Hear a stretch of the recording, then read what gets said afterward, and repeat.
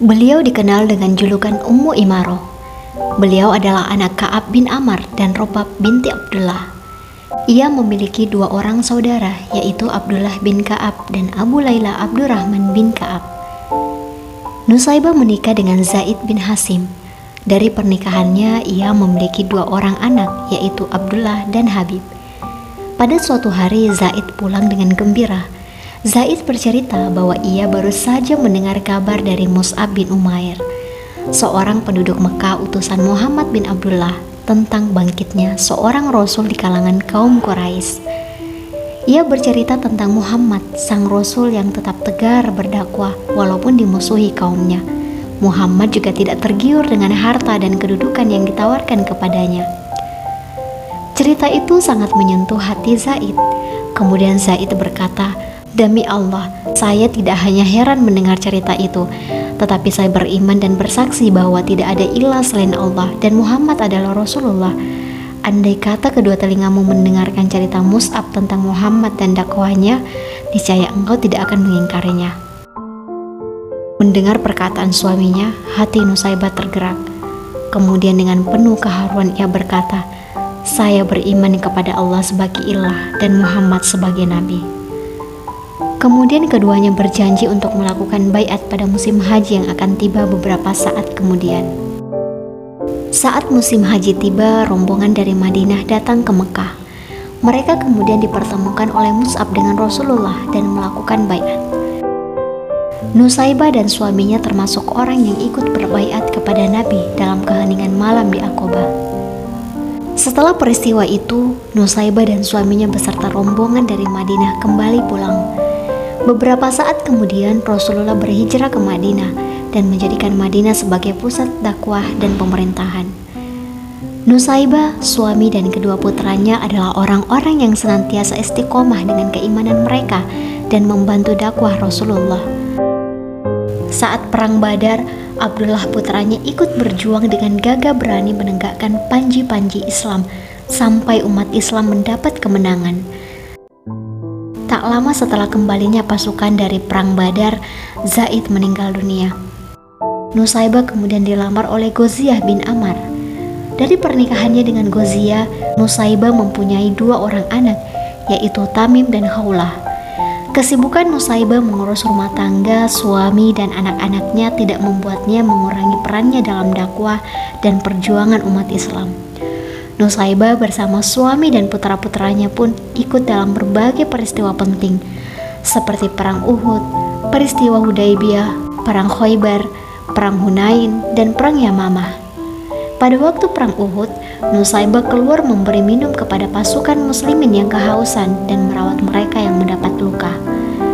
Ketika tentara Islam terlalaikan oleh ghanimah yang ditinggalkan musuh, lalu terdesak dan lari dari medan perang hingga cuma ada 100 orang saja yang bertahan, Nusaybah pun menjadi salah seorang yang menghunuskan pedang serta memakai perisai untuk melindungi Rasulullah dari sasaran musuh. Nusaybah saat itu berperang dengan gagah berani di sisi Rasulullah dan melindungi beliau.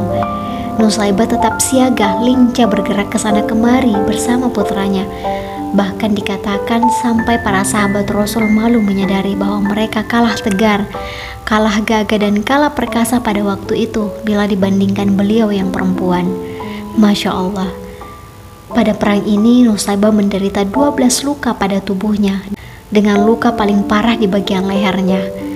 Kesungguhan Nusaybah melindungi Rasulullah begitu hebat, sehingga Rasulullah berkata, "Aku tidak menoleh ke kiri dan ke kanan kecuali melihat Ummu Imaroh berperang di hadapanku." Ketika itu anaknya Abdullah luka parah ditikam musuh. Nusaybah pun mengikat luka anaknya lalu berkata, "Bangun wahai anakku." Anaknya itu terus bangun dan melawan tentara musuh. Rasulullah yang melihat itu merasa terharu. Ketika perang Uhud ini, Nusaybah mengalami luka yang banyak, terutama di bagian bahu. Rasulullah memeriksa lukanya lalu meminta Abdullah, anaknya, untuk mengikat luka tersebut sambil berkata, "Semoga Allah senantiasa memberkati dan merahmati kamu semua." Setelah Rasulullah meninggal, sebagian kaum muslimin kembali murtad dan enggan berzakat. Abu Bakar yang menjadi khalifah pada waktu itu segera membentuk pasukan untuk memerangi mereka. Abu Bakar mengirim surat kepada Musailamah dan menunjuk Habib sebagai utusannya. Maka bersegeralah Ummu Imarah mendatangi Abu Bakar dan meminta izin kepada beliau untuk bergabung bersama pasukan yang akan memerangi orang-orang yang murtad dari Islam. Abu Bakar berkata kepadanya, "Sungguh aku telah mengakui peranmu di dalam perang Islam, maka berangkatlah dengan nama Allah." Maka beliau pun berangkat bersama putranya yang bernama Habib. Bahkan ketika Musailamah memerintahkan Habib untuk mengatakan bahwa ia adalah utusan Allah, Habib menolaknya dengan berpura-pura tuli. Musailamah pun marah dan akhirnya menyiksa Habib dengan memotong anggota tubuhnya satu persatu sampai syahid. Meninggalnya Habib tentu saja meninggalkan luka yang dalam di hati Nusaibah. Nusaibah pun ikut serta dalam perang Yamamah bersama putranya yang lain, yaitu Abdullah. Nusaibah bertekad untuk dapat membunuh Musailamah dengan tangannya sebagai balasan bagi Musailamah yang telah membunuh Habib. Akan tetapi takdir Allah menghendaki yang lain, yaitu bahwa yang membunuh adalah putra beliau yang satunya, yaitu Abdullah. Tatkala Nusaibah mengetahui kematian Musailamah, maka beliau pun bersujud syukur kepada Allah. Ummu Imarah pulang dari peperangan dengan membawa 12 luka pada tubuhnya setelah kehilangan satu tangannya dan kehilangan anaknya yang terakhir, yaitu Abdullah. Sungguh, kaum muslimin pada masanya mengetahui kedudukan beliau.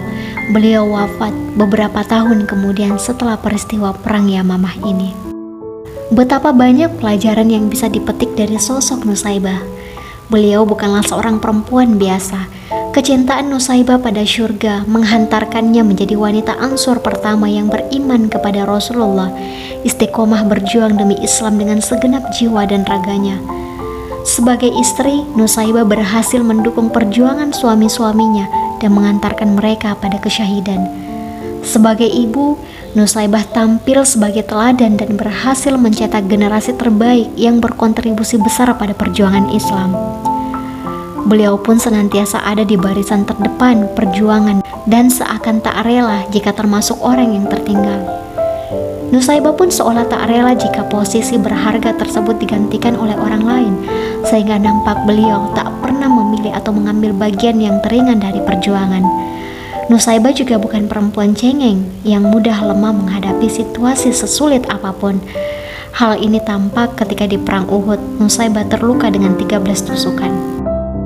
Dikatakan bahwa salah satu lukanya sangat parah, yakni luka di bagian bahu dekat leher dan memerlukan penyembuhan hingga 1 tahun.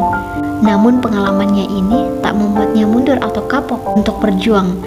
Bahkan sebelum lukanya benar-benar sembuh, Nusaibah ikut dalam perjuangan-perjuangan lainnya hingga di perang Yamamah beliau mendapatkan 11 luka dan lengannya terputus. Subhanallah, alangkah besar kecintaannya pada syurga hingga apapun bisa dikalahkannya. Lantas, seberapa besar arti syurga bagi kita hingga belum cukup termotivasi untuk maksimal berjuang demi Islam?